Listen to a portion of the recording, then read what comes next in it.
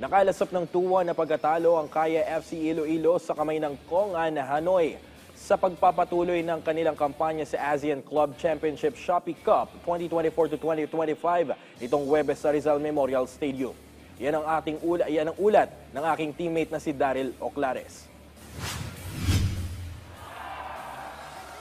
Mailap pa rin ang panalo para sa Kaya FC Iloilo sa ASEAN Club Championship Shopee Cup 2024-2025. Ito ay matapos silang yumuko sa top seed at Vietnam League 1 champions na Kong-an Hanoi sa Rizal Memorial Stadium nitong Huwebes ng gabi. Sa 16th minute ng laro na ipasok ng midfielder na si Lee Van Do ang unang goal para maagang makaabante ang Kong-an Hanoi. Dumoble naman ang kalamangan ng Kong-an Hanoi kasunod ng own goal mula sa Kaya defender na si Marco Casambre sa 28th minute.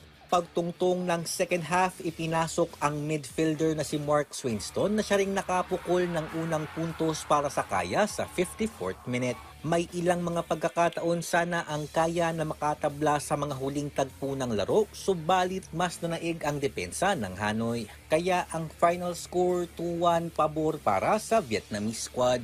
Sa post-game press conference, binigyang papuri pa rin ni Kaya head coach Yu Hoshide ang kanyang mga manlalaro sa kabila man ng mapait na resulta.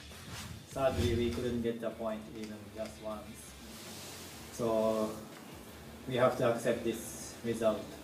But until 90 minutes, players play harder. So, I really appreciate the players.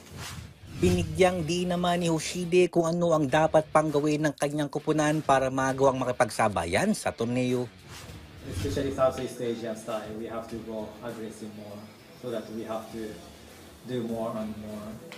Opponent is yes strong, so especially we have to respect the opponent but good way, but we have to go more aggressive than opponent. Sunod na makatapat ng Kaya FC ang Borneo FC sa January 23 para subukan na makuha ang kanilang unang panalo.